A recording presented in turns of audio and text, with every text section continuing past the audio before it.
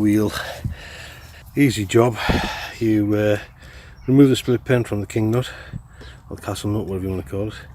Loosen the castle nut, that frees the spindle. This side, nothing else holds the spindle, but on the other side you've got these two nuts on the bottom here, which you can slacken off or you can remove, doesn't matter, and then the spindle will come out. Don't lose your spacers though, you'll kind of need them a little bit later. This one's your speedo drive, so it'll stay on the cable and come out of the way. Yeah, let's get that done. One of these days I'll have a video which I can set up and leave running. At the minute I'm working on my mobile phone, so see how it goes.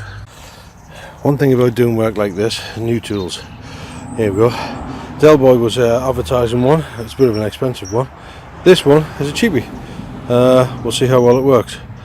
It's basically designed to grip any size nut, or as it says on here, any kind of fixing really. Any size nut up to, what's the maximum on this? 21mm I think it says.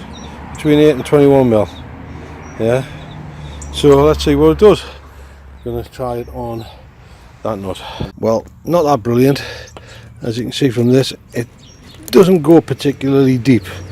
So it's not actually getting a good grip. So it's going to damage the nut more than anything else. It'll be alright for shallow things, but I think because this is the castle nut, it's got all of these extra bits out here, which they're not brilliant. You wouldn't want to put a spanner onto that, and I wouldn't want to risk it. So I think we'll get the spanner or a proper deep socket and get onto there and get it off properly. We've got good trusty 19mm or 3/4 in old money, and get it moving. 1/2 drive gives you plenty of beef to pull it with, and there we go. That's that loosened.